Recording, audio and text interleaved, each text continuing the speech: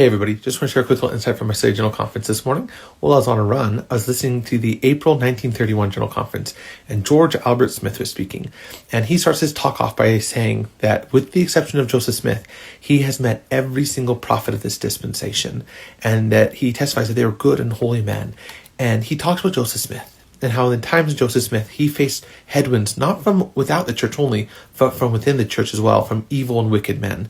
And then he talks about the fact that we should not be surprised that throughout this dispensation, that Satan will hurl shafts against the prophet, and that those shafts will be thrown by supporters of Satan, because the righteous, to quote George Albert Smith, will not murmur. They will not attack. They will not criticize the prophet. And I think it's really important that we understand that this is one of the keys by which we can discern whether or not somebody is doing the right thing or the wrong thing, is their attitude towards the prophet. Now, I bring this up because there's a huge growing trend within the church.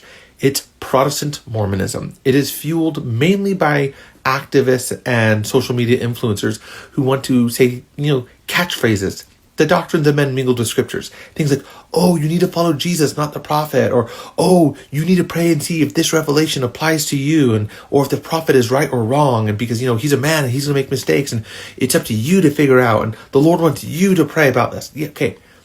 These are all lies wrapped with just enough truth to sound good. They're the philosophies of men mingled with scripture. But the hallmark of all these is, how do they treat the prophet?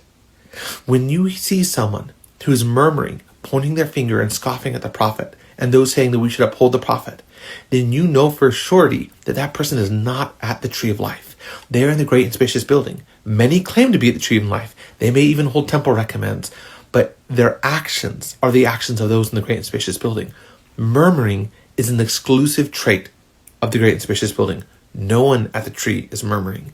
And so when we see these people and see, yes, they're claiming that they've received revelation. You're like, wait a minute. Why would God tell you to disobey his prophets? And they're like, oh, well, I'm an exception to the rule. And you're like, but you didn't say that at first. You're saying that the prophet is wrong and that God told you, and now you have some hidden knowledge. I'm pretty sure that's literally how apostasy started in the New Testament. But I think it's very important that we understand this.